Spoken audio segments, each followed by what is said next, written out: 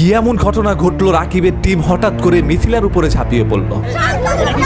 হ্যাঁ ভাই, আসুন চলে যাই আমরা একটু গভীরতম জায়গায়, ভালো জায়গায়, খারাপ জায়গায় না। এটা কি ছিল? যে মেয়েটাকে রাকিব হোসেনের টিম মাটির মধ্যে লুটিয়ে দিয়েছে, সেই মেয়েটা কিছুদিন আগে কিন্তু রাকিব হোসেনের সাথে ভিডিও বানাতো। কালকে ওকে নামে যায় ডিবিতে, আমি মামলা দিতে আসছি, সমস্যা নেই।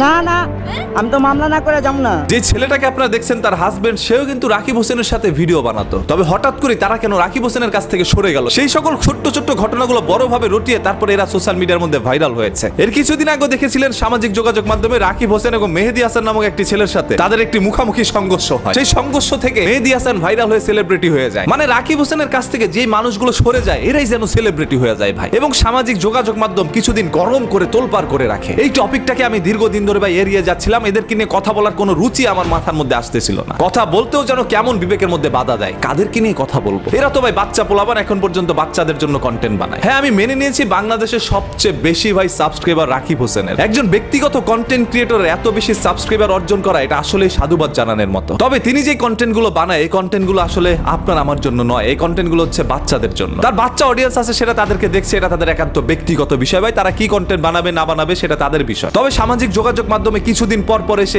এই ধরনের বিষয়গুলো ভাইরাল করা, এইটা আসলে আমাদের জন্য খুবই আপত্তিকর। আমরা এইগুলো মেনে নিব না। একজন নারী, একজন মা, একজন বোন আপনার সাথে ভিডিও বানাচ্ছে, আপনার কাছ থেকে চলে যাওয়ার পরে তাকে মাটির মধ্যে লুটিয়ে দিচ্ছেন, এটা কি মানা যায় ভাই? এবং সব থেকে বেশি আমার কাছে যেটা হাস্যকর মনে হয়েছে সেই বিষয়টা হচ্ছে, যখন মেয়েটার হেলমেটের মধ্যে একটা ধাক্কা দেওয়া হলো, তখন মেয়েটা মাটির মধ্যে পড়ে জ্ঞান হারায় ফেলছে। ভাই বিষয়টা একটু ওভার অ্যাক্টিং হয়ে গেল না? মূলত কথা হচ্ছে তাদের পুরো টিমটাই তো ওভার অ্যাক্টিং করে ভাই। বাংলাদেশের নাম্বার 1 কন্টেন্ট ক্রিয়েটরের খেতাব পেয়েছেন এই রাকিব হোসেন। তবে কি তিনি আসলে এটা ডিজার্ভ করেন? তিনি বাংলাদেশের নাম্বার 1 ইউটিউবার হবে? বাংলাদেশে অসংখ্য কন্টেন্ট ক্রিয়েটর আছে যারা এখন পর্যন্ত নাম্বার 1 মানে সাবস্ক্রাইবারের দিক দিয়ে অর্জন করতে পারে নাই। তবে ভালো ভালো কাজ অনেকেই করছে। আজকে আমি এখানে কারো তেল মারতে আসি নাই ভাই, যেটা সত্য সেটা বলতে এসেছি। রাকিব হোসেন একটা সময় তার টিমমেটদেরকে নিয়ে ভিডিও বানাইতো। হঠাৎ করে অন্তরা এসে বললো তার লাইফে, অন্তরাকে নিয়ে কাপল ব্লগিং শুরু করে দিল। এরপর ঘরের মধ্যে তারা ফানি ভিডিও মেক করা শুরু করলো। যে সকল ভিডিওগুলো দেখে অসংখ্য বাচ্চারা কিন্তু হাসি পায়। যেমন আমার ঘরে কিছু বাচ্চা আছে, তাদেরকে যদি এই ভিডিওগুলো দেখায় তাহলে তারা তাড়াতাড়ি ভাতটা খায়, আদারওয়াইজ ভাত খাইতে চায় না। তো রাকিব হোসেন কারো না কারোর জন্য কিছুটা উন্নয়ন তো করছে। আমার বন্ধুর ছেলের 3 দিন যাবত কষা ভাই, পায়খানা করতেই চায় না। বাথরুমে গিয়ে রাকিব হোসেনের ভিডিও দেখানোর পর পায়খানাটা ক্লিয়ার হয়েছে। এই যে দেখেন রাকিব হোসেন যে সমাজের জন্য কতটা উপকারী সেটার কিন্তু প্রমাণ মিলছে। তারপরও কিছু সংখ্যক মানুষ রাকিব হোসেনের শত্রু ভাই। কেন ভাই তাকে হেট করবেন? তাকে সবাই লাভ করতে পারে। একজন মেয়েকে যেভাবে লাভ করা প্রয়োজন সেইভাবে রাকিব হোসেনকেও করতে পারেন। বাই দ্য ওয়ে, গতকালকের এই ঘটনাটি সামাজিক যোগাযোগ মাধ্যমে দেখেছি রাতারাতি ভাইরাল হয়েছে এবং এটা নিয়ে সমালোচনার শীর্ষে গিয়ে টপিকটা পড়েছে। আমি এটা নিয়ে কথা বলতামই না, তবে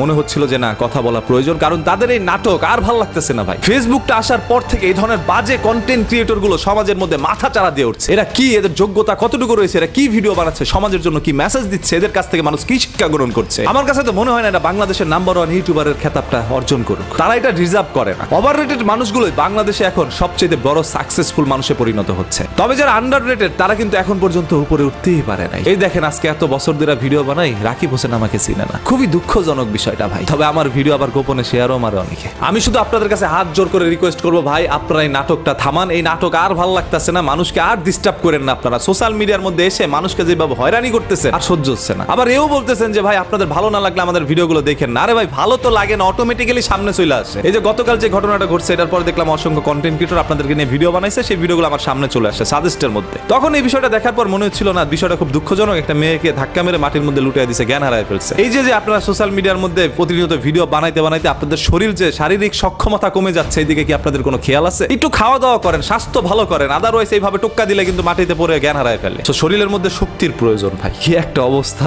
মানে গতকাল হেলমেট পরা অবস্থা, হেলমেটের মধ্যে একটা দিছে আর মায়েরা পড়ে গেছে, জ্ঞান হারায় ফেলছে। আবার তাকে নিয়ে হসপিটালে ভর্তিও করাইছে। জানি না তবে ক্যামেরার বাইরে আর কি হয়েছে ভাই, ওইগুলো হয়তো পরবর্তীতে জানতে পারবো। রাকিব হোসেনের আমি কোনো হেটার্স না, আমি তার ফ্যানও না। আমি তার কোনো ভিডিওই ভাই ভালো মতো আজ পর্যন্ত দেখি নাই। যেটা চরম সত্য সেটাই বললাম। এখন কথা ওইটাই, আমার ভালো লাগে না আমি দেখবো না এই বলে যে তাকে গালিগালাজ করবো তা কিন্তু না। যে যার যার মতো করে সাকসেস হচ্ছে হইতে থাক, কেউ কারো ক্ষতি তো করছে না। ক্ষতি না করে সাকসেস করা মানুষগুলোই তো সফল। বাই দ্য ওয়ে, গতকালকের এই ঘটনাটা কার কার কাছে কি পৌঁছেছে আপনি একটু কমেন্ট করে জানান। বিস্তারিত একটি ভিডিও আমি তাদেরকে নিয়ে বানাবো একদিন, যেদিন ভাই আমারও কষা হবে, আমার বন্ধু বান্ধবেরও কষা হবে। রাকিবের ভিডিও দেখে সবকিছু ক্লিয়ার হবে।